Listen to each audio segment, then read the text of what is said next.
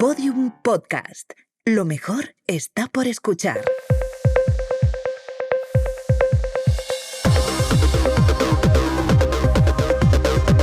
Saldremos mejores con Inés Hernán y Nerea Pérez de las Heras.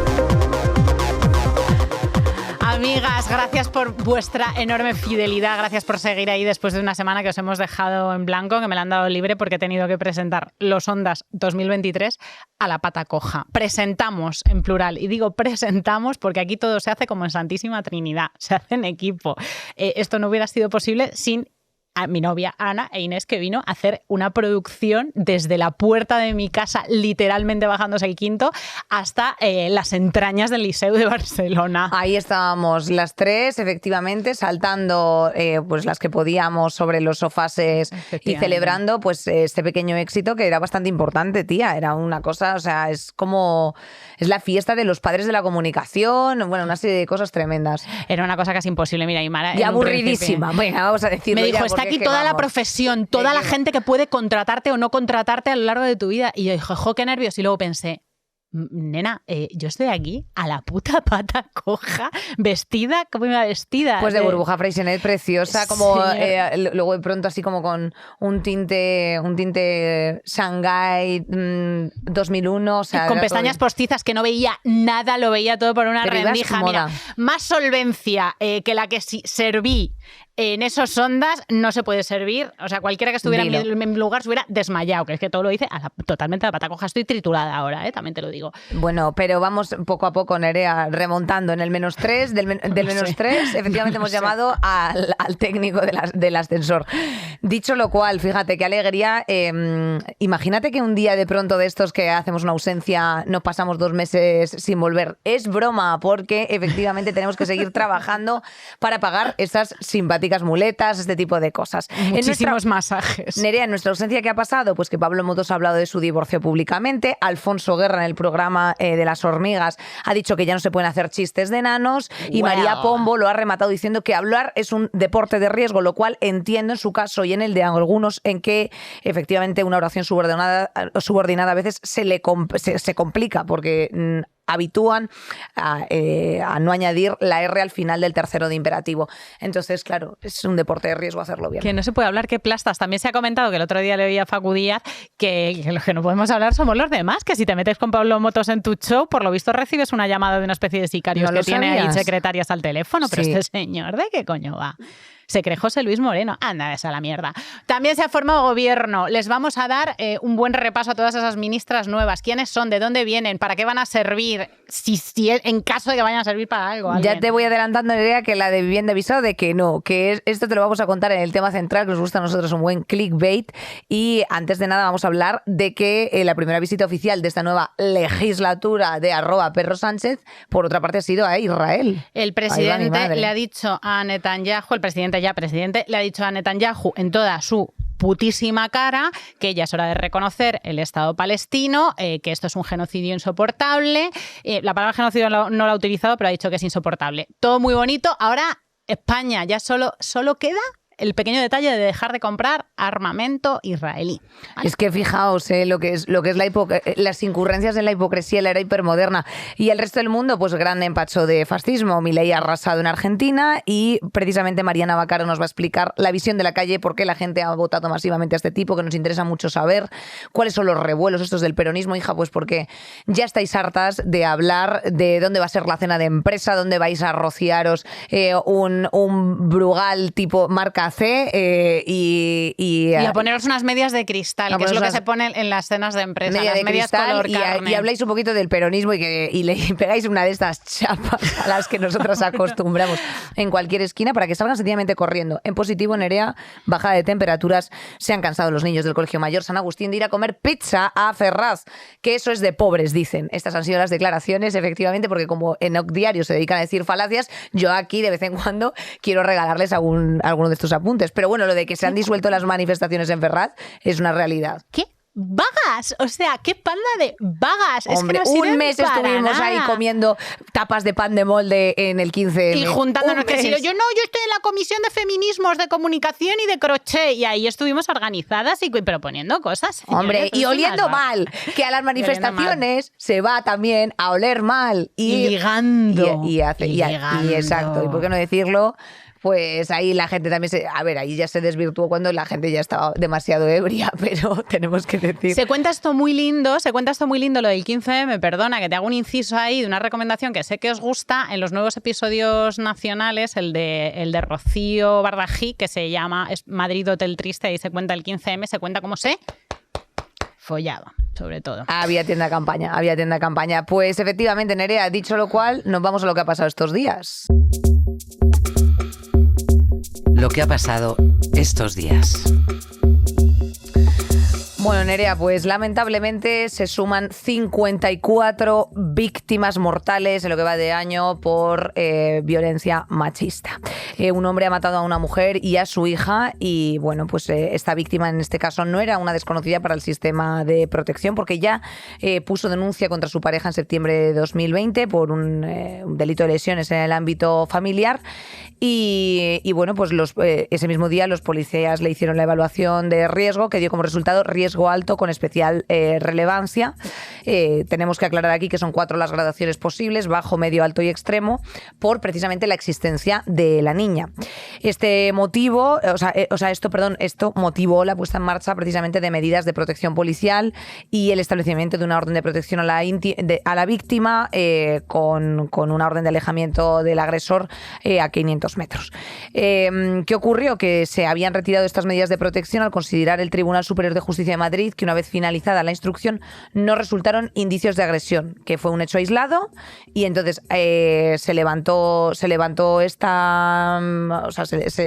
la orden de alejamiento precisamente y el motivo que expresó el TSJ es que, claro, todo esto hay que contarlo, fue expresado por ella en el día de la comparecencia, no fue por su protección, sino por intentar evitar que el investigado que llevara a su hija a Perú, pues en aquellos días tuvo conocimiento de la intención de él de regresar a su país y temió que pudiera llevarse a la niña. Entonces cogió esto, se agarraron y dijeron, o sea, que no creemos que haya un indicio de posibles agresiones en un futuro y ya está.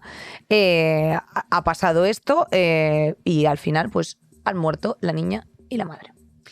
La víctima, la criatura, también se considera como víctima de violencia machista. También en estos días un capitán del ejército de tierra estrangulado a su mujer delante de sus 2 hijos. Eso ha ocurrido el sábado y ella finalmente falleció el lunes.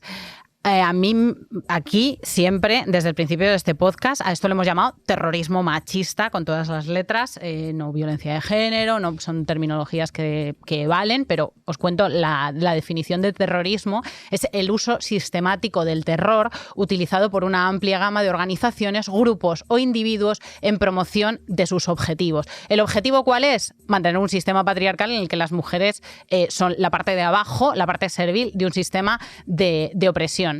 Es un sistema supremacista, el machismo. En algunos casos sí que está organizado, ¿no? Son todos esos youtubers que se dedican a organizar a los trolls para que nos insulten, son algunos partidos políticos que niegan la violencia machista. Sí, que añada precisamente que construyen unas narrativas absolutamente equívocas en las que luego después te encuentras en la calle de si pones una denuncia, al final me voy a la cárcel. No funciona así, insistimos. Se elimina la presunción de inocencia. Claro. Las mujeres judicialmente están más protegidas que los hombres. El machismo no existe. No ha estado amparado por la religión, la justicia, el sistema de propiedad, el dinero hasta antes de ayer. Entonces, todas estas cosas son machismo organizado, terrorismo organizado, organizaciones que acosan también judicialmente a las mujeres, que las denuncian por decir ciertas cosas. Terrorismo en grupo. En otros casos son individuos los que violentan o asesinan, pero los objetivos son los mismos. Mantener a las mujeres en situaciones de dominación económica, de pobreza, de control, entre otras. Esta gente organizada o desorganizada, estos machistas, lo que hacen es perpetuar un sistema de pánico, de terror entre las mujeres y, por lo tanto, lo que ha pasado estos últimos días, lo que se conmemoró el 25 de noviembre, por lo que las calles se llenaron, fue contra el terrorismo machista. Añado todo esto que contra el terrorismo machista efectivamente necesitamos seguir trabajando en políticas públicas que combatan esta violencia, y desde aquí siempre, bueno, yo creo que es como la vez número 124, que se exigen precisamente concienciaciones a los jóvenes.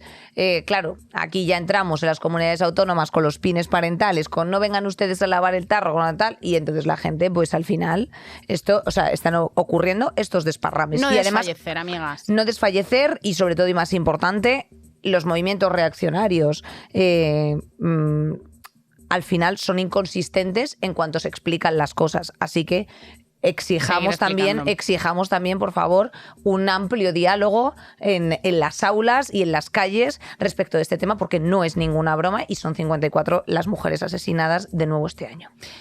Pedro Sánchez critica los ataques de Israel sobre Gaza y abre una puerta al reconocimiento del Estado palestino. Pedro Sánchez y el primer ministro belga, Alexander De Croo, han viajado a Israel. En el caso de Pedro Sánchez era como la primera visita oficial de su también qué marrón mandato. que te toque eso. Claro, amiga. Y le ha dicho, como decíamos al principio, a Netanyahu, pues una serie de cosas en su cara, como que el número de palestinos muertos es realmente insoportable, y esto ha generado un conflicto diplomático y algunas reacciones asquerosas y repugnantes desde la oposición, que ya prevemos que va a ir contra todo, incluso contra la lógica misma. O sea, es que si Pedro Sánchez dice que el cielo es azul, Feijóo va a decir que de ninguna de las maneras que es fucsia, porque es que esto es... O sea, no puedes hacer oposición estando de acuerdo, o sea, apuntándote a ciertos consensos como que lo que está pasando en Gaza es un genocidio. Feijóo ha dicho que es que estamos en un bloque, que éramos amigos y que menuda cagada diplomática ir a Israel a decirle a Netanyahu que es un puto genocida. Desde aquí, un besito a Pedro Sánchez. Me alegro bastante de que haya dicho eso, y además que haya exigido que se pare esta catástrofe humanitaria, y además, sobre todo también se ha insinuado el tema de los pasos fronterizos que hay respecto de toda la ayuda que se está enviando, tía, que eso también está yendo con cuentagotas. De hecho, estuvimos hablando tú y yo con esta persona de UNRWA, ¿cómo se llamaba? Raquel de UNRWA. Sí. Que en alguna ocasión la vamos a traer aquí precisamente para que nos cuente cuál es todo el sistema de ayuda humanitaria que se está enviando a la Franja de Gaza, la cual no se está pudiendo entregar en muchos de los casos porque está bloqueada y contenida en todos los checkpoints de Israel. O sea, ahora hay un alto al fuego que se ha ampliado un par de días más, un respiro para esta pobre gente. En cuanto al presidente, pues pareciera que con estas declaraciones Pedro Sánchez le está echando un poquito de coño, pero mientras le pone la cara colorada a Netanyahu por un lado, el Ministerio de Defensa ultimaba el contrato de 1.680 misiles Spikes abastecidos por la filial de una empresa israelí. O sea, retiro el besito, Pedro, me lo devuelves. Me lo devuelves. Israel es una potencia armamentística que es muy atractiva para todos los ejércitos del mundo, precisamente, y agarraos ahí con la repugnancia fuerte porque están testadas en combate estas armas. Como dicen en El Salto, en las ferias internacionales de armas, como una que se celebra en Madrid, se rifan a las empresas israelíes porque, claro, todo su escaparate, todo lo que venden en el escaparate está probado sobre el terreno. Esto quiere decir que está probado sobre Gaza. Sobre Gaza, obviamente. Correcto. Pues poco más podemos decir, que Feijóo efectivamente ha criticado estas declaraciones de Sánchez, y por otro lado la respuesta ha sido clara, que es condenar los viles atentados de la banda terrorista Hamás y al mismo tiempo condenar la matanza indiscriminada de civiles. No es cuestión de partidos ni de ideologías, sino de, efectivamente, humanidad. Decencia básica. Decencia básica. Bueno, Nerea, por si éramos pocos, la extrema derecha derecha también hace ruido en Irlanda. El pasado jueves, un hombre, fíjate, atacaba a niños de una escuela primaria y dejaba en estado grave a una niña de 5 años. La maestra la intenta defender y, hay golpes y demás cosas porque hay grupos ultras de extrema derecha que han aprovechado este incidente para atacar a la policía irlandesa y destrozar el transporte público y mobiliario urbano. Han quemado trenes, han reventado tiendas y todo esto al grito de lemas como Ireland belongs to the Irish, o sea, Irlanda pertenece a los irlandeses, o Ireland is full. Irlanda está llena. Make Ireland great again. Efectivamente. Todos lo mismo. Estos grupos de manifestantes han intentado atacar a personas refugiadas que duermen en distintos hoteles y alojamientos por toda Irlanda. Algunos de ellos son 50.000 ucranianos, o sea, una cosa como tremendo. Hay 34 detenidos y bueno, parece ser, o sea, se ha intentado incluso por parte de los medios de comunicación, por parte del medio Grip, se ha insinuado que el autor del crimen era de origen argelino. Como cualquier siempre, excusa les vale. Cualquier excusa les vale. ¿Qué te parece? En Países Bajos también han ganado unos fascistillas y el caso más llamativo es el de Argentina, que se nos cortó el cuerpo a todas la semana pasada cuando nos enteramos del margen por el que había ganado el chaladito de Milei.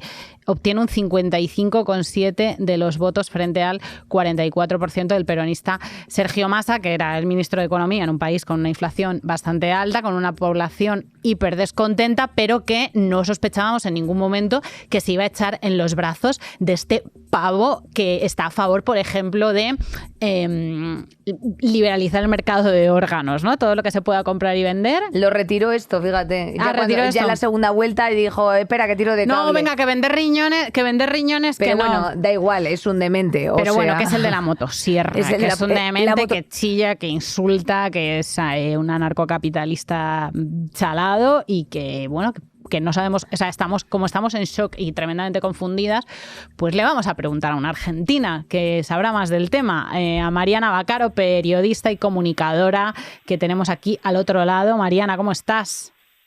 Hola, chicas, ¿cómo están? Pues en shock, no nos imaginamos cómo estarás tú, cariño. Sí, bueno, yo ahora estoy en Madrid y lo que me pasó es que recibí muchos mensajes de españoles y argentinos incrédulos ante la noticia, ¿no? O sea, sabían que era una posibilidad, pero creo que mucha gente no se lo tomó en serio hasta último momento. Prácticamente dándote el pésame. Es que, claro, yo todos los argentinos que conozco y cuando hice esta publicación en redes, la gente me dijo, ay, Dios mío, estamos aterrados. Pero ¿por qué la gente ha votado masivamente a Milei, Mariana? Yo creo que es súper importante poder entender el contexto económico y social de crisis en la que está Argentina hoy. Tenemos una inflación que es más del 140% interanual. Eso, para que se imaginen, es ir al supermercado y que de una semana a la otra los precios de los alimentos que sueles comprar hayan aumentado. Y esto afecta a todas las personas, obvio, pero las familias que tienen menos recursos destinan mayor proporción de sus ingresos a la compra de alimentos y de productos básicos. Entonces, cada vez el dinero que tienen alcanza menos. Entonces hay un gran descontento desde ese lugar y yo creo que justamente el perfil de Milei, que bueno, sabrán que es un personaje que apareció en los medios de comunicación y era muy llamativo porque, como ustedes contaban recién, gritaba, insultaba, se enojaba. Entonces lo seguían llamando a los programas de televisión porque medía muy bien, le generaba rating. Y así se fue creando este perfil, un poco como un outsider de la política, pero que luego ganó una banca como diputado en el Congreso y bueno, ahora es el presidente electo de los argentinos. Me parece que lo que hizo muy bien fue poder captar desde la emoción del enojo, desde la emoción negativa de querer romper con una continuidad, ¿no? Con estas crisis que afectan mucho. De pronto alguien que dice, no, yo voy a terminar con todo. Bueno, creo que fue un gancho para mucha gente, pero desde un lugar no racional, más bien emocional. De hecho, algo que me sucedió bastante es que hablando con personas que decían abiertamente que apoyaban a Milei, bueno, empezaba a hablar de, ¿y cuáles son las propuestas que a vos te parecen bien? A ver, por ejemplo, entonces empezábamos a nombrar, ¿no? Bueno, que no haya hospitales públicos y gratuitos, o que la educación sea privada y que haya que pagar. Bueno, y no estoy de acuerdo con eso, no estoy de acuerdo con esto otro. Al final no estaban de acuerdo con muchas de las propuestas, pero aún así lo iban a votar. Escuché mucho esto de, es que no va a hacer lo que dice que va a hacer, ¿no? Como lo voto porque no va a hacer lo que dice que va a hacer. Así que creo que primó muchísimo esta cuestión emocional por sobre un debate respecto a las políticas públicas que estaba proponiendo. O sea, es un candidato que estaba contra el Estado, contra el estado de bienestar y el Estado en general, contra todos los servicios públicos, con el que además ha conectado con la gente apelando a sus instintos más bajos y al estar contra todo, como todos los movimientos populistas de ultraderecha que estamos viendo, incluido el que tenemos en España. ¿En qué programas se aupaba a este personajillo? ¿En qué programas televisivos? ¿Qué televisiones han estado detrás del encumbramiento de esta figura? Bueno, hay algunos canales de televisión y algunos programas en particular. Y sobre esto me parece que está bueno destacar que si bien hay un discurso de que la libertad prime por sobre todo, a la hora de hablar de libertad de expresión, sucedía que hay periodistas que le han pedido entrevistas, reportajes, y no se los ha dado nunca, y de hecho ha pedido durante la campaña si iba a un programa que tal o cual periodista no esté en el plató, en el set televisivo a la hora en la que él iba a estar. Hashtag libertad de prensa. Un poco Pablo Motos esto también.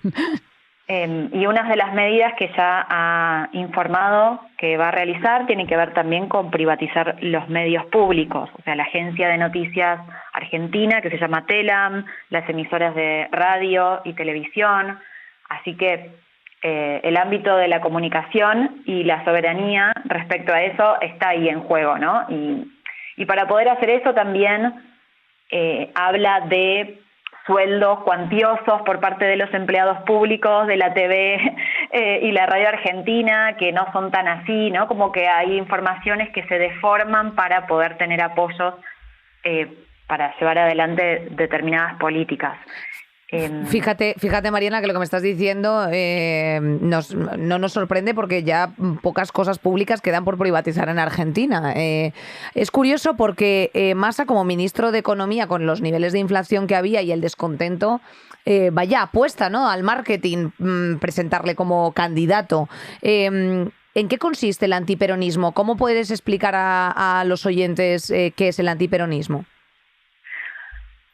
Esa es una pregunta difícil, pero porque el peronismo en sí es muy complejo en Argentina. Eso no lo entendemos. En toda Europa, en toda Europa seguimos intentando explicarnos el peronismo, no entendemos para nada.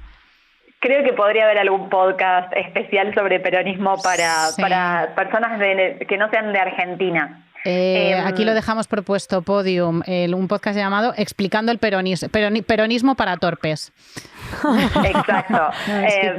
Porque la verdad es que sí, Sergio Massa, que era el otro candidato, el que estaba del lado del oficialismo, venía del lado del peronismo, pero el peronismo es muy amplio y ha tenido gobiernos bastante distintos unos de otros.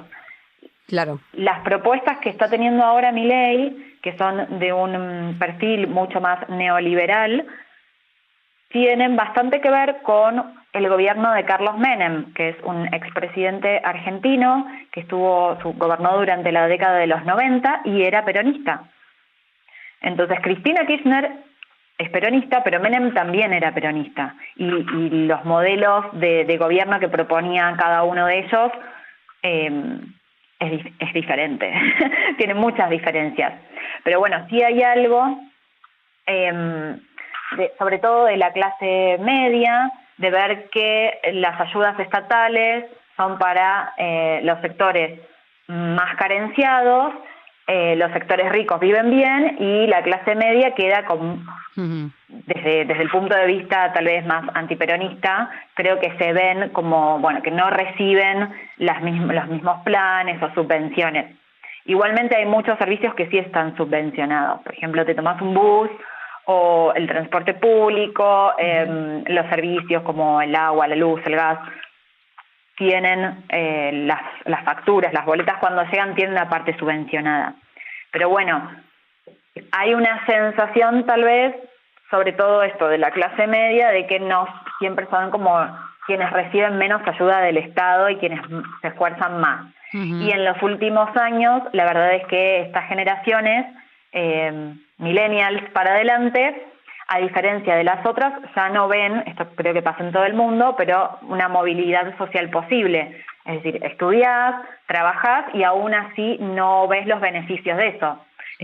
Tenemos padres que pudieron ahorrar y comprarse sus casas y hay generaciones que hoy por hoy no. La verdad es que por más que trabajen toda su vida, va a ser muy difícil que consigan comprarse su casa, ¿no? Estos populismos de ultraderecha nacen del descontento, eso está claro aquí en Argentina y en todas partes.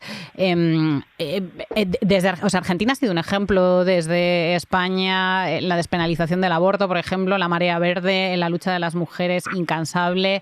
¿Qué se espera? ¿Qué se respira en las calles con una parte de la población tan progresista, tan movilizada dentro de la izquierda?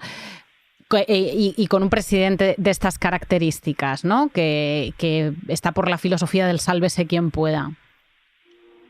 Sí, por un lado, el presidente electo habla como en contra de lo colectivo en general, ¿no? Como si fuese mejor una mirada individualista, cuando, bueno, vivimos en una sociedad, somos seres sociales, todo lo que nos suceda seguramente repercuta en las otras personas, es como un poco abstracto pensarnos como seres individuales y nada más, como por fuera de un ecosistema. Igualmente creo que Javier Milei tiene como más radicalizadas las ideas que tienen que ver con el mercado y en todo caso la vicepresidenta Victoria Villarruel es la que tiene una mirada más conservadora, ella es hija de militares, está en contra estuvo en contra de la legalización del aborto, y revisionistas de la dictadura también. Sí, también puso en duda que sean 30.000 los desaparecidos de la última dictadura cívico-militar.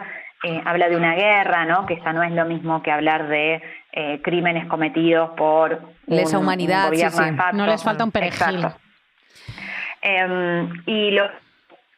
La narrativa que estoy escuchando en los últimos días, que me parece preocupante, es que, bueno, por un lado ya dijeron que los cambios no van a ser tibios, entonces esperan como ajustes bruscos, no va a haber gradualismo ni tibieza, ¿no? Para estos cambios, así es lo que dijeron. Por otro lado también plantearon, bueno, pero esto no va a afectar a los argentinos de bien. Y ahí se empieza como a dividir aguas, ¿no? Bueno, ¿quiénes son estos argentinos de bien? Anda. Para los que tengan dinero, básicamente, claro. Los que tengan dinero, despreocuparos de toda esta información que les viene a los muertos de hambre. Ahí vamos. Claro, o sea, es que los heteros, es muy fuerte. los que estáis gestando hijos que si queréis gestar. Heteros blancos cis, buena suerte con todo este asunto, con dinero en el banco, con los 11 tipos de dólares que tenemos por aquí. Ya veréis los de la suerte. Cabecita grande, los que la cabecita chica. Joder. ¿Saben esto? Okay.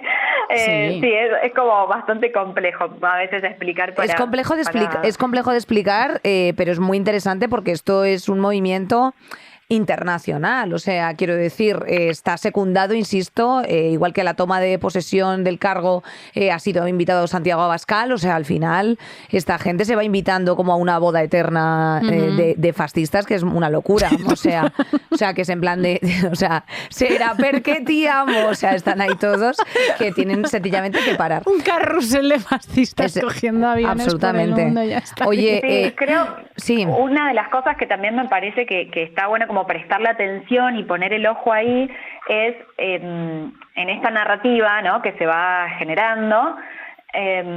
Están hablando, no lo escuché a Milei, pero sí a personas cercanas de su grupo, empezar como a adelantarse a que frente a estos cambios bruscos que se van a generar, obviamente, seguramente salgan a protestar, las personas hagan manifestaciones en la calle. Entonces, adelantándose a eso, llaman a los jóvenes que apoyan a Milei a combatir a los orcos. Oh, wow. Ah, los llaman los orcos. Como aquí Los cuando orcos. salían los sarperos a por los nazis, se los llamaban los nazis y los guarros, se hacían llamar. O sea, es que, chicos, es que lo de las nomenclaturas populares para pelearse entre tribus urbanas, impresionante. Bueno, tremendo mal rollo el que tenéis liado, Mariana, ya lo sentimos, la verdad, compañera, porque menudo Vaya carajal, hermana. Vaya carajal que tenéis ahí liado. Carajal, o sea, ya llevabais un buen carajal y el siguiente carajal está por ver cómo es de grave. Muchísimas gracias por tu testimonio, por tus explicaciones. Recogemos el testigo de hacer un programa sobre qué coño es el peronismo y te mandamos un abrazo enorme y todo nuestro consuelo. Bueno, muchas gracias, Inés, Nerea, por el espacio. Gracias a ti. Y bueno, Nerea, no solamente se están formando gobiernos todo el rato, como hijos y muertes, o sea, todo el rato. Esto es cíclico. Así que vamos con el que nos toca aquí en España. El tema del día. Nerea, que no te lo vas a creer tú. Pedro Sánchez ahí ha juntado a todos sus amigos, les ha invitado al Dino Pepino y efectivamente ha obtenido en la votación de la investidura 179 votos a favor, otorgado por pues PSOE, Sumar, RC, Junts, Bildu, PNV y el grupo mixto que está en BNG y Coalición Canaria. En fin, muchos archivos, efectivamente, todo bastante previsible. El software. Todo queda bastante previsible. Y bueno, pero joder, muy justito, 179 frente a 171 que... y ahí se reían la investidura. Es un bully porque sí, está bueno. Sí. En mi casa tenemos la teoría de que esa risa como de Feijóo que no quería ser presidente. O sea, es risa de bully de patio de colegio, sí, que es como está bueno y tiene seguridad en sí mismo. Como de gran carcajada. A ver, lo que le ha pasado a Pedro Sánchez, te digo, yo creo que no le ha presidido ningún presidente de la democracia española varios milagros reciente. uno detrás de otro. Habría que hacer un programa solo de Pedro Hombre, Sánchez. es que Pedro Sánchez es un fenómeno viral. O sea, te quiero decir, es una persona que está salvándola y, ojo, cuidado a las movidas que empezó a decir ahí en el discurso de investidura. O sea, es que, en fin. Es un fenómeno de la supervivencia, es nuestro lobezno. Este nuevo ejecutivo está formado por 4 vicepresidencias, Nerea. 1, 2, 3 y 4. Fíjate, una más que la etapa anterior y 22 ministerios. 22 ministerios de los cuales 12 están ocupados por mujeres. ¡Olé! Más mujeres que hombres en este caso. En fin, cada uno que saque sus propias conclusiones. Y Podemos ya se ha quedado del todo fuera del nuevo Consejo de Ministros. Nos vamos a abstener un poco de las comentadas de Podemos para poderlo hablar luego después con nuestro invitado, si te parece bien, porque como ya no están en gobierno y aquí estamos hablando de gobierno, o no sé si tú quieres añadir algo, Nere. Bueno, en resumen, nos alegramos bastante aquí de una cosa que es el nombramiento de Mónica García, porque se lo ha peleado en la oposición de la Comunidad de Madrid, es una tía que ha estado en los hospitales porque es anestesista, con lo cual sabe lo que habla, es la nueva ministra de Sanidad. Yo me fío un huevo de Mónica García, me parece que ella se lo cree brillante. Un montón, seria. Y además es política de vocación. Lo que le pasa a Yolanda y lo que le pasa a Urtasun, que para mí los tres son políticos de vocación. Ha bajado el perfil todo el espacio político de la izquierda, o sea, a la izquierda del PSOE, porque lo que han estado haciendo ha sido básicamente tirarse de los pelos y pelearse, cosa que a mí me parece trágica. Y poco más. Es que hablemos con Nacho Corredor, a ver qué nos cuenta. Tampoco me encanta. Marlaska repite que mierda. Bolaño repite también. Como si lo de Melilla no hubiera pasado. Margarita Robles repite también como si lo de Pegasus no hubiera pasado. Bueno, pues es... Escriba, claro, el que nos tiene que pegar ahora los buenos arreones a los autónomos también repite. Entonces, bueno, ¿estamos contentas? Pues mira, estamos un poquito con la pinza en la nariz, como todo el mundo, como porque siempre. Ya iremos viendo. Al final de los finales, ¿quién manda? El capital. Pero como siempre, pues nos lo va a contar un especialista. En el discurso de investidura se nos dejaron caer hay algunos aperitivillos que son medio esperanzadores. Nosotras estamos ya completamente desengañadas, pero bueno, os los dejamos aquí antes de pasar al análisis. Venga. La reducción del IVA de algunos alimentos básicos del 4% al 0%. Que como se aprobó... un bifidus, ¿eh? Es que claro. Claro, como un bifidus. Nada, se extiende esta bajada hasta 2024. Claro, es que nos alegramos de cada cosa. Se pretende abordar con celeridad la subida del umbral de renta media de los 30.000 euros actuales a los 38.000 euros para que más familias puedan acogerse a la medida del alivio hipotecario en vigor, transporte público gratuito para menores, jóvenes y personas desempleadas. Ya se han iniciado los contactos para aprobar unos presupuestos generales del Estado lo antes posible. Queda pendiente en esta legislatura la aprobación de la Ley de Familias y de la Ley de Servicios Sociales, que tienen medidas bastante importantes para el bienestar básico de la peña. Y ya nos iremos enterando de Pues más sí, cosas. Pero bueno, una de tibieza. salud mental, efectivamente, subida de salario mínimo, eso sí que me parece Otra vez, interesante, poquito a y la poco. subida de prestación por desempleo. Veremos, porque al final llevamos desgobernados o ingobernable, como diría Zetangana, pues no sé cuántos meses. Y sin Nerea. Consejo General del Poder Judicial. Y aquí estamos, Uy, chica. Pues mira, nada. te diré que el Consejo General del Poder Judicial se quede como Que está. ya está, mira, O sea, que se es que queden- ya nos hemos dado cuenta de que es que ni os echamos de menos, ni nos acordamos de para qué servíais. Vamos a hablar del gobierno, vamos ahí a desgranar la cosa bien. Chicas, a escuchar. Pues Nerea, para hablar de precisamente toda la composición del nuevo gobierno, que es algo que nos interesa y mucho, y sobre todo, bueno, pues todas estas dudas que han ido circulando a lo largo de estos días de, bueno, va a ser solamente por 2 años, bueno, por el tiempo que sea, habrá que legislar. Entonces, que nos expliquen quién van a estar, los capos que han puesto ahí. ¿Y por qué? Y sobre todo, ¿por qué? Claro, ¿Por qué se queda quien se queda? ¿Por qué se va quien se va? Bueno, Exacto. todas esas cosas que nos están Los tocando la Avengers. cabeza. Bueno, pues aquí tenemos efectivamente a un especialista que conoceréis de otras ediciones, como es Nacho Corredor. Él es politólogo y analista político, también consultor. Nacho, ¿cómo estás? Muy bien, ¿vosotras? Pues estamos muy contentas y muy confusas, la verdad, porque... Y aceleradas siempre, y sobrepasadas también un poco. Claro, Pues dadme de esa droga. Mira. vamos a ver, claro, hemos tenido aquí ya a Óscar Matute, hemos precisamente aterrizado... Gente de orden. Gente de orden. Hemos aterrizado que iba a ser un gobierno como poco complejo por una composición precisamente de mucho consenso y de mucha negociación. Esto es así, ya hay cosas sobre la mesa. ¿Qué implica la pluralidad del gobierno que tenemos en estos momentos? Así como para ir aterrizando el tema. Ahora entramos con los ministros. Yo creo que es un gobierno de orden, que es justo lo contrario de lo que dice mucha gente que es este gobierno. O sea, que dicen que es un gobierno bolchevique, súper extremo.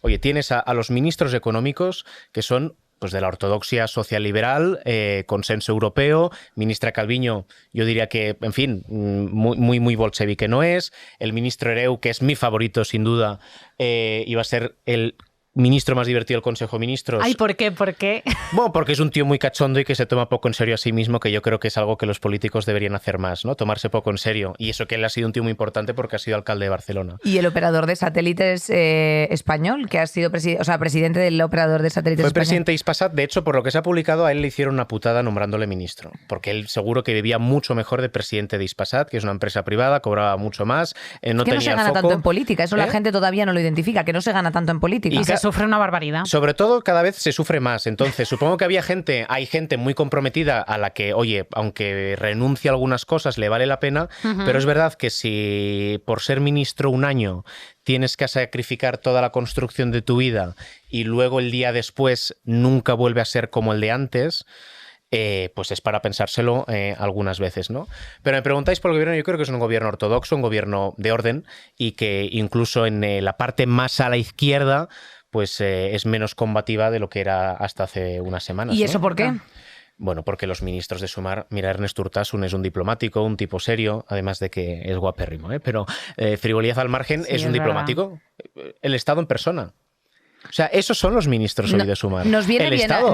bien haber bajado ese punto reaccionario en la izquierda o qué? Yo creo que el gobierno de ahora tiene tintes mejores que el gobierno anterior, sí. Yo lo creo.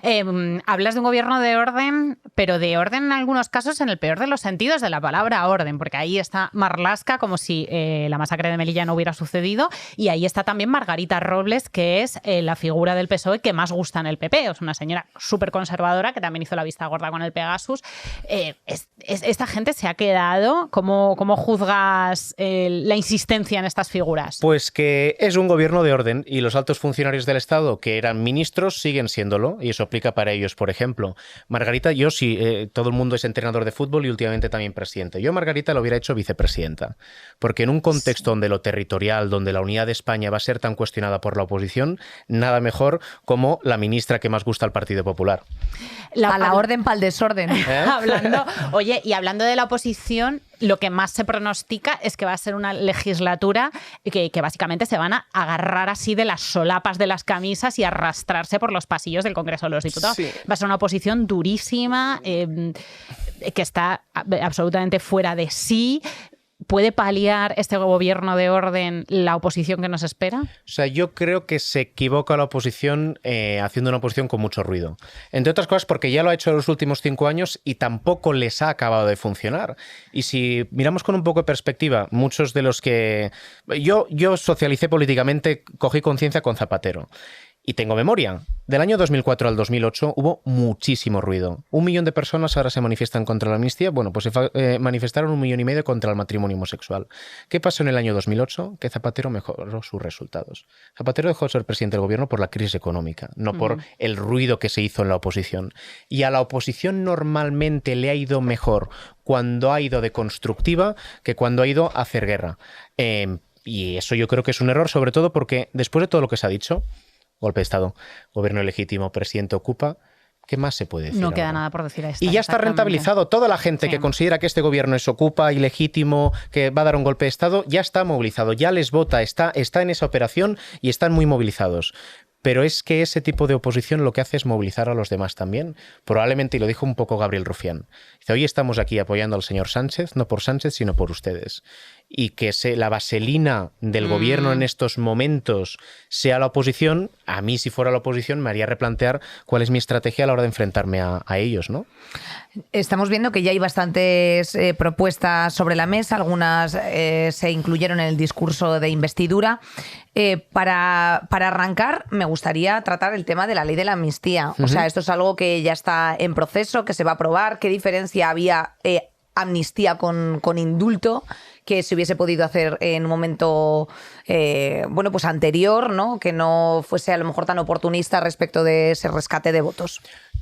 Todas o casi todas las constituciones del mundo y ordenamientos jurídicos tienen una cosa que se llama derecho de gracia. El derecho de gracia otorga la capacidad al gobierno o al parlamento de excepcionar las consecuencias de una pena. Los indultos o las amnistías. Los indultos, desde mi perspectiva, son más arbitrarios, porque el indulto en nuestro ordenamiento lo elige el gobierno. Y lo elige el gobierno. O sea, el gobierno, independientemente de lo que diga la mayoría del Parlamento, dice, a ti te indulto. Las amnistías las decide el Parlamento. Y tiene un sentido, porque de la misma manera que el Parlamento es el que tiene legitimidad para aprobar una legislación, tiene la capacidad de modificarla. Y en vez de modificar en el sentido de desaparece este delito, lo que se dice es desaparece la pena asociada a este delito en estas circunstancias. Las amnistías se hacen sobre todo como vía de escape. O sea, que la gente está como muy tremendista con este tema, ¿no? Bueno, ya han dejado de comer pizza en Ferraz los del colegio los del Colegio Mayor San Agustín. Lo cual evidencia que España no se rompe, porque si España son se rompiera, son vagos hasta para mí, son impresionantes. Si España se rompiera, seguirían hoy en Ferraz. Y si España se rompiera, no irían a dormir por la noche, ni tendría nadie capacidad de criticar la ley de amnistía. Esa es la evidencia de que, en fin, que sobre todo las hipérboles que se dicen son tonterías. Ni España es una dictadura, ni se va a dar un golpe de Estado, y la evidencia es que quien lleva diciendo eso hace años gana elecciones, gobierna, lo dice, y van a las teles y comentamos unas cosas y otras. Las amnistías son vías de escape que tienen los sistemas institucionales para garantizar su estabilidad. Y yo creo que para hablar de la ley de amnistía en nuestro país tenemos que entender un poquito nuestra historia de los últimos 45 años. Fue un éxito, o eso decíamos, que el nacionalismo catalán se implicara en nuestra Constitución, en la Constitución española. Y ha sido un fracaso de España, de nuestro ordenamiento institucional y constitucional, que el nacionalismo catalán, que es parte fundacional de nuestra democracia, se haya alejado. ¿Queremos que sigan, queremos expulsarlos y por tanto que se vayan o queremos integrarlos en nuestra forma de entender España? Yo soy de los que creo que hay que integrarlos. Y el otro día el propio... Y con cierto respeto también, o sea, si ellos, o sea, si hay gente que no se siente identificada con el patriotismo impuesto por una especie de mayoría o desde el gobierno central, pues no pasa nada, puedes no sentirte identificado y ser partícipe económicamente de un sistema, ¿no? O sea, no pasa nada independientemente de lo que cada cual a nivel cultural pueda llegar a sentir. No pasa nada, pero no hay país que resista permanentemente a la mitad de una parte del territorio que se quiera ir. Y hay dos opciones. O que ganen algún día y entonces, pues no sé, pues se acaben yendo, o que intentemos que en vez del 50 sea en el 30. Y yo creo que los indultos primero y la amnistía ahora, el calma objetivo... las masas. Yo estoy convencido de que ese va a ser el efecto, sobre todo porque se va a quitar de en medio a toda una generación de líderes políticos catalanes que sobre todo fueron malos políticos, que prometieron una cosa sobre la que no tenían nada preparado y que el día después de declarar la independencia se fueron. Quitándote... Hombre, fue fuerte, ¿eh? Pero sí, que también hay una herencia ahí, las Puyoladas, el Artur Mas, Carles Puigdemont, son todos una banda de sapos de cojones, claro. Pero vivíamos todos en Cataluña, y soy catalán, el otro día dijo una cosa así un poco cursi, pero que la creo que mi única forma de ser español es ser catalán.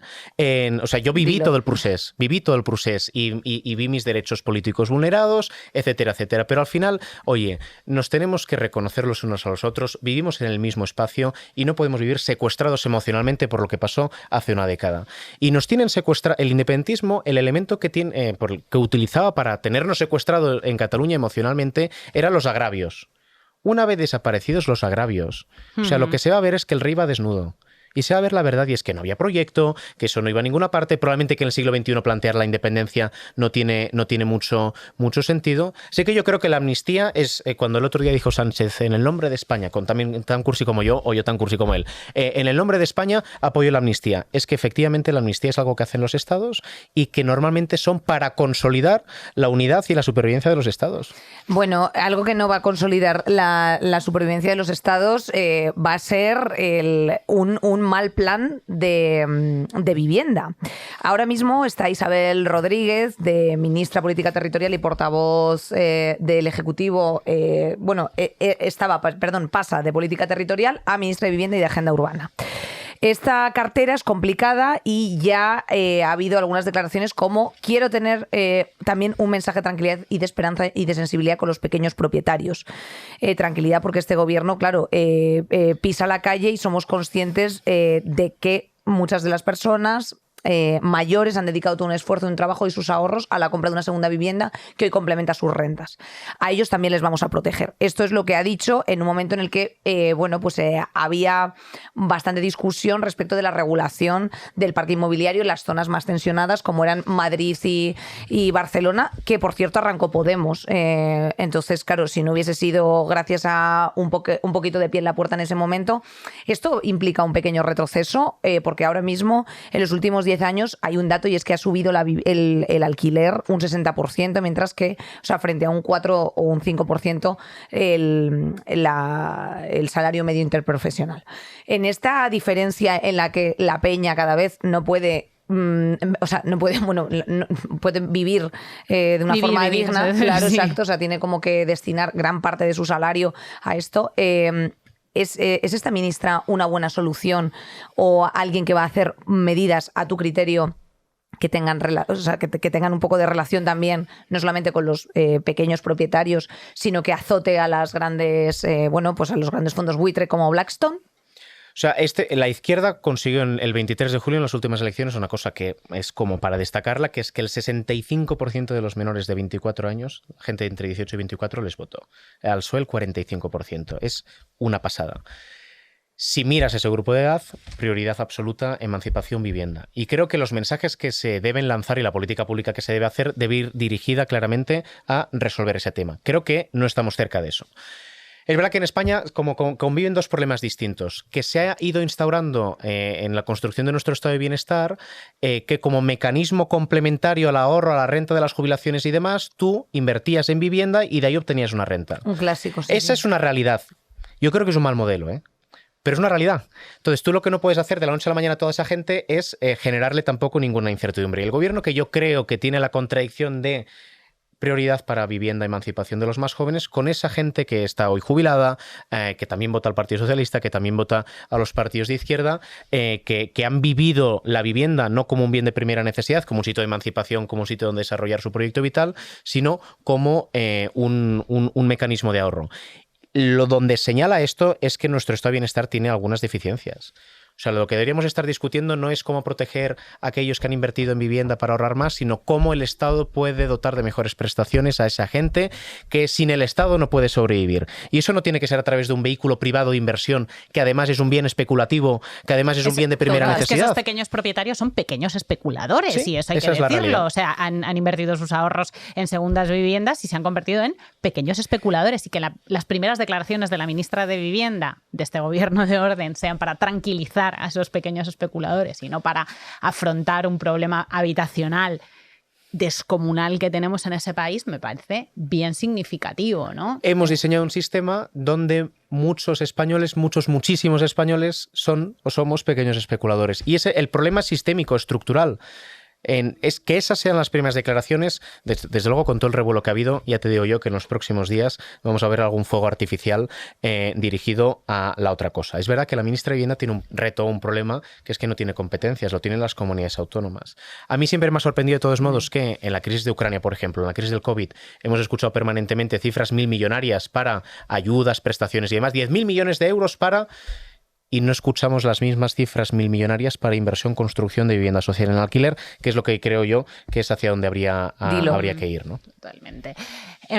Ha monopolizado el ruido alrededor de la formación de gobierno, las peleas del espacio político a la izquierda del PSOE, ¿no? Sobre todo entre Sumar y Podemos. La más significativa ha sido pues, cuando Yolanda Díaz ha propuesto un ministerio a Nacho Álvarez, súper bien considerado, tanto en Podemos como en Sumar, y el artífice de medidas económicas pues, que han ido bien, con las que todo el mundo estaba contento. Podemos ha dicho que no se puede imponer esta figura como ministro, y él no ha querido contradecir a su propio partido y entonces se ha marchado. Ione Belarra, a todo esto, lo que ha dicho ha sido una estratagema de Yolanda Díaz que pone a su gente a los pies de los caballos, no que, bueno, había una figura muy competente alrededor de la que hay un gran consenso, a la que se le ofrece un puesto, y la respuesta es no, o Irene Montero o nada. ¿Crees que se puede recuperar después de todo este ruido, de toda esta pelea, de todos estos personalismos, el espacio político, a la relevancia del espacio político a la izquierda del PSOE en este momento? La respuesta sería sí, probablemente no exactamente con los mismos protagonistas. O sea, yo hubiera agradecido, como tío progresista, que Irene Montero hubiera pedido el voto para el gobierno del que formo parte. Y durante la campaña electoral no pidió el voto. Eso es fáctico. Entonces sorprende que se quiera ser parte de un Consejo de Ministros para el que no has pedido ni siquiera el apoyo. Eso ocurrió, pero eso no fue el origen de todos los problemas. Eso probablemente fue un síntoma de que hace mucho tiempo que en ese espacio está roto, al menos como lo hemos entendido y con las personas con lo que lo hemos entendido. Cuando escuchaba el otro día a Pablo Iglesias decir que se arrepentía de haber apoyado a Yolanda Díaz como líder de Sumar, es también muy cachondo el tema, ¿no? Pues probablemente porque muchas personas designan a dedo a sus sucesores pensando que iban a poder controlarles. Eso pasa permanentemente. Por eso, pues Felipe González no se llevó bien con Zapatero, por eso Aznar no se llevó bien con Rajoy, pasa habitualmente. Yolanda Díaz se empoderó, empezó a generar simpatías, alianzas, ha hecho cosas prácticamente imposibles, como que los sindicatos y la patronal acuerden una reforma laboral. Es prácticamente una excepción en nuestra historia, y ha acumulado mucho capital político. Y cuando tú acumulas capital político y haces esfuerzos para que el proyecto al que tú defiendes, las cosas salgan bien, pues creo que tienes alguna legitimidad para defender y configurar cómo quieres rodearte. Eso lo hizo Pablo Iglesias durante mucho tiempo, y por cierto, lo hizo de puta madre. O sea, del año 15, 16, 17, 18, 19, 20, 21, Pablo Iglesias, pues yo creo que marcó un antes y un después en algunas cosas de la política española que han sido positivas. E Irene Montero también. Absolutamente Reconocimiento total al proyecto político y los avances del Ministerio de Igualdad. Desde aquí lo decimos constantemente. Lo que no puede ser tampoco es que tenga que sobrevivir por encima de todo la persona y no el proyecto político, o que el proyecto político se sacrifique a costa de la persona, que es lo que creo que las personas de izquierdas no terminamos de entender, ¿no? Esta Pues guerra de muchas veces personalismos. no. Yo también creo que probablemente con la boca pequeña y sin decirlo muy alto, pero en el fondo del corazón de algunos, estaban deseando que Yolanda Díaz se diera una torta en las elecciones generales para decir, ¿veis cómo cuando estaba yo las cosas funcionaban mejor? Y eso pues está bien, ¿eh? Todos tenemos ego, yo tengo bastante también, pero eso políticamente no construye nada, no aporta absolutamente La gente no nada. le sirve para nada, claro. Hay que la pensar gente, en la- y no lo entendemos claro. porque programáticamente no hay grandes diferencias entre Sumar y Podemos. Entonces, ¿a qué estamos jugando? Si programáticamente y políticamente, ideológicamente, los matices son mínimos, que estamos peleando por un pequeño y sillas, simpático narcisismo que tiene un nombre y unas pequeñas apellidos, simpáticas efectivamente. Vamos a ir cerrando esta conversación, que por cierto, Nacho, muchísimas gracias. Nada, Ha sido absolutamente vosotras. esclarecedora. 5 ministerios han recaído precisamente en Sumar. ¿A qué retos se está enfrentando el partido? Bueno, tienen el reto de que no haya un De llevarse exceso de bien. ruido. No, exacto. Con sí. perro, claro. Sí, pero con perros se van a llevar bien. Es que Yolanda y Perro se quieren muchísimo, por Yola- aflojar un yo- poco. Ya, tampoco se quieren muchísimo. Lo que Sí, pasa es que yo creo que se sí. dan buenos besos ahí en la meflete. Claro. Sobre todo porque entienden muy bien cuál es el lugar de cada uno. Y yo creo que la ambición progresista del gobierno de Sánchez no sería tan ambiciosa sin la presencia primero de Podemos, ahora de Yolanda Díaz y de Sumar, pero sin la presencia del Partido Socialista muy probablemente toda esa energía nos serviría para transformar, que es en lo que están. Tiene el reto de llevarse bien. El otro día escuchaba a Ernest Urtasun que decía, no, nosotros vamos a intentar en las europeas en aglutinar a todo el espacio de Podemos. No sé si lo van a intentar o no, pero desde luego que se enfrenten a ese tema desde esa perspectiva constructiva, creo que aporta. Porque si no es también enmendar algo de lo que ellos han formado parte. Yo creo que... Mira, me desnudo. Yo no he votado nunca a Podemos, pero creo que Podemos ha hecho que las cosas en España vayan mejor. Porque ha convertido un partido reformista como el Partido Socialista, le ha dado los incentivos para ir un paso más allá. ha empujado para todo Yo lo estoy- significativo yo- para la yo- gente yo y eso estoy es una convencido. realidad. Ya tenía además la capacidad, después del 15M y demás, durante una etapa devolvió la esperanza en la política de muchas personas que no votaban. Han demostrado cómo implicarse en los gobiernos sirve para transformar la vida de la gente. Han demostrado también cómo hay castas en la política y hay gente que no es bienvenida porque no forman parte de un entorno determinado y se les hace la vida imposible. Dilo. Ha servido para muchas cosas, pero justamente creo que ellos mismos, no sabiendo reconocer que probablemente su principal aportación a la política española ya la han hecho, que se están haciendo una enmienda a toda aquella aportación que probablemente quede como legado de la política en España. Jo, chicos. Pues muy interesante, Nacho. Ni una coma te ha faltado, Bueno. por el amor de Dios. Ratatatata. Nacho Bueno, Corredor, un gusto bueno. tenerte aquí. Igual vuelves algún Espero, día de estos. espero. Y al nuevo Hombre. gobierno os estamos vigilando. No os vamos a pasar una. Muchísimo cuidado. Eso de gobierno de orden no nos gusta. Nos gusta el desorden y la limpieza. Queremos levantar la mugre del fondo. Ya lo sabéis, que para eso hemos venido aquí. Compañera, una semana más. Una semana más. Gracias y gracias a todas las que nos acompañan, que tenemos hoy Qué también a paciencia tenéis, Paula, hijas Sara, mías. Nicole, Lourdes, la Gisi y por supuesto nuestra Bea Polo también haciendo tracatra.